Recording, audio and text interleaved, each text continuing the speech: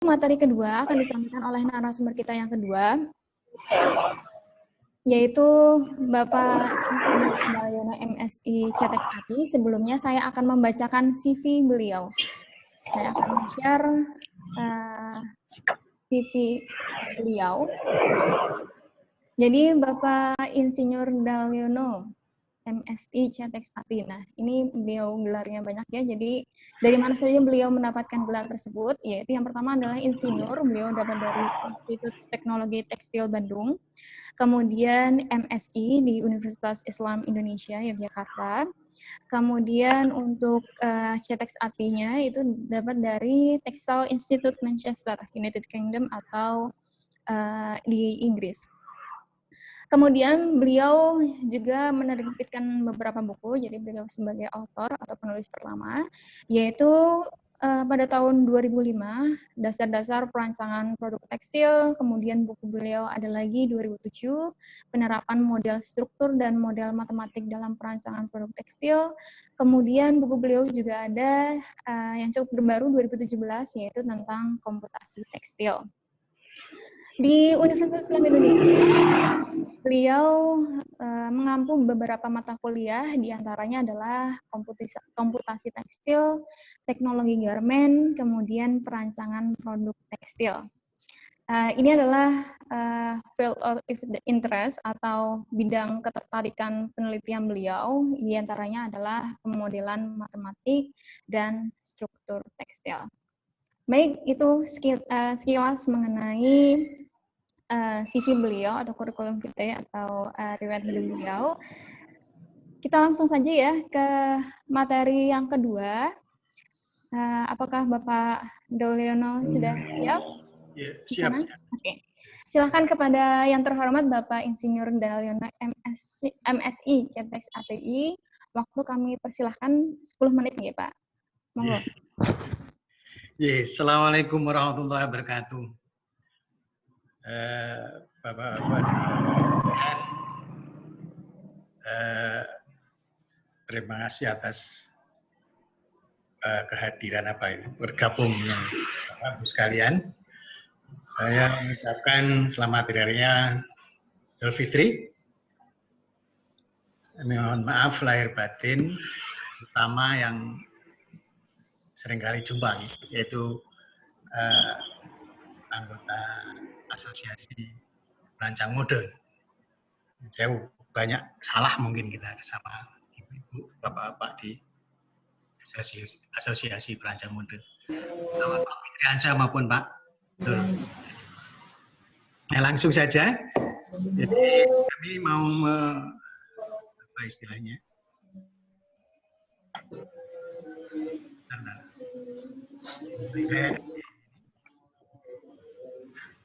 Sharingnya mana ini? Ya, kami mau menambah mau membahas di sini, menumpahkan di sini masalah comfort garment ya. Jadi kenyamanan dari garment ya. Oke, sudah masuk. Ya. Sudah Pak, sudah.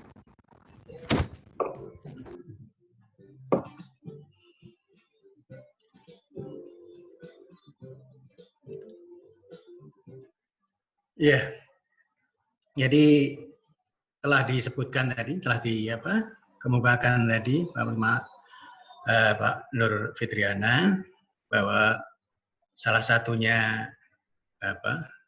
desain garment itu salah satunya adalah kenyamanan. Jadi ada 5 kalau nggak salah tinggi, satu kenyamanan. Jadi mudah-mudahan dengan saya kemukakan ini tidak ada kekhawatiran bahwa desainer kita mempertimbangkan masalah kenyamanan juga. Jadi nanti tidak hanya pandai atau mahir dalam menggambar, memotong dan menjahit, tapi juga hasilnya nanti adalah nyaman. Itu yang kita harapkan ya. Percuma saja nanti kalau garment bagus-bagus tapi nggak nyaman, hanya menonjolkan seninya saja. Itu yang itu. Jadi namanya juga kita tuh rekayasa di bidang engineering ya. Jadi hasil desain ini, desain ya apa namanya, desain fashion ini, itu kita menganggap bahwa hasilnya itu sebagai prototype yang perlu diuji juga. Jadi masih hasil yang belum bisa diproduksi secara massal atau mass product, itu yang perlu kita ingatkan. Jadi kita nanti kalau sampai apa istilahnya hanya sampai ke desain tanpa adanya rencana untuk mass product juga, ya engineering-nya kurang ada, gitu yang kita anukan. Kita awali saja. Bismillahirrahmanirrahim. Atas nama Allah kita menyampaikan ini. Jadi kita tinjau nanti masalah kenyamanan itu secara rekayasa, secara engineering. Jadi ada 3 yang krusial, yang terpenting dalam convert itu. Kita ambil 3 yang krusial aja. Jadi karena kenyamanan itu merupakan persepsi subjektif. Jadi dari sensasi psikologis maupun fisiologis dan juga fisiknya, psikologis fisik. Itu 3 ini nanti. Pertama itu yang berkenaan dengan kenyamanan termal. Dibahas terus itu di dalam tekstil, kita belum lahir sudah dibahas terus. Dan kenyamanan sensoris, ketiganya kenyamanan gerakan tubuh. Ini yang nanti hubungannya dengan nomor 3 ini yang terpenting. Jadi yang hubungannya dengan desain fashion dari desain apa masalah garment tadi. Jadi kalau kita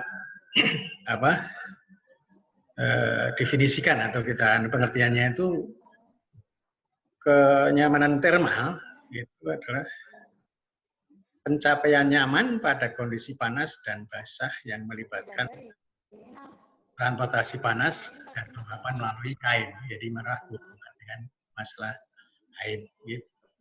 Yang kedua, kenyamanan sensoris, jadi sensasi ketika pakaian kontak dengan kulit. Ini masalah ada hubungannya dengan bahan ya, kain itu terutama. Dan mungkin juga kalau yang ketiga adalah gerakan tubuh. Jadi kemampuan pakaian memungkinkan untuk tubuh bergerak bebas, mengurangi beban dan membentuk tubuh seperti yang diharapkan. Itu mungkin begitu salah satunya, salah 3-nya. Itu yang diharapkan. Jadi nanti ada hubungannya dengan masalah jahitan dan istilahnya kelonggaran atau gerak itu lebih enak. Jadi berhubungan dengan bukan kain dan lainnya. Jadi karena kain 1 dan 2 sudah kita lakukan. Coba kita gali lebih istilahnya bukan dalam ya, sekedar untuk definisi what and why-nya saja. Jadi ini menurut isu itu kenyamanan termal itu sebetulnya ekspresi kepuasan. Ini didefinisikan secara istilahnya singkat saja. Kepuasan termal pada suatu kondisi tertentu. Jadi kondisi termalnya tertentu itu kita nyaman. Itu nanti setiap orang juga berbeda ya. Orang muda sama, tapi secara umum nanti kita akan. Jadi nanti kita tinjau secara rekayasa. Biasanya itu kalau di tekstil seperti dikatakan tadi sama Mbak Febri ya, Febrianti yang sebagai moderatornya. Jadi di rekayasa tekstil itu boleh dikatakan ada semacam engineering tools. Jadi alat-alat engineering untuk istilahnya obeng dan kunci pas maupun tangnya itu ada. Itu minimal ada 3, biasanya 4. Itu 1 itu nanti itu material contents-nya dari suatu tekstil itu. Kedua, masalah densitas, baik nanti densitas linear, densitas luas maupun densitas volume. Terus yang ketiga nanti masalah struktur, jadi struktur kainnya, boleh juga struktur benang maupun struktur seratnya. Yang keempat nanti masalah processing, entah itu chemical processing maupun physical processing. Itu nanti yang kita atau mechanical processing. Itu jadi itu. Jadi kalau pakaian langsung kita kegunaannya ke sandang ya. Ini khusus untuk sandang, bukan non sandang atau yang lain. Ini yang biasa kita anukan. yang kita biasanya non formal maupun ya usual sama formal ya. Itu bagian-bagian itu. Jadi, apa yang kalau kita tinjau dari materi kontens ya, itu dapat berperan sebagai pemelihara termal karena dapat mengurangi panas dan mengurangi kelembapan pada kulit. Nah, itu masalah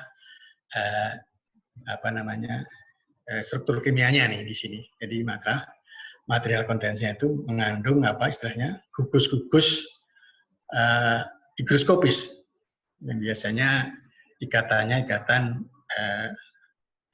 hidrogen, ikatan van der Waals, itu bukan ikatan valensi. Ini yang kita lakukan. Jadi nanti gugus hidroksil itu gugus yang menyerap kelembapan, sehingga kalau terkenalnya itu kalau di tekstil itu yang lain juga, semua yang berasal dari alam itu biasanya yang panas murah kepanasan, kalau panas tidak panas sekali, kalau dingin tidak kedinginan, itu bisa menyesuaikan itu ya, karena adanya salah satunya di gugus hidroksil itu yang itu. Jadi kalau pemakaian nanti ini udah mungkin di pengetahuan material tekstil di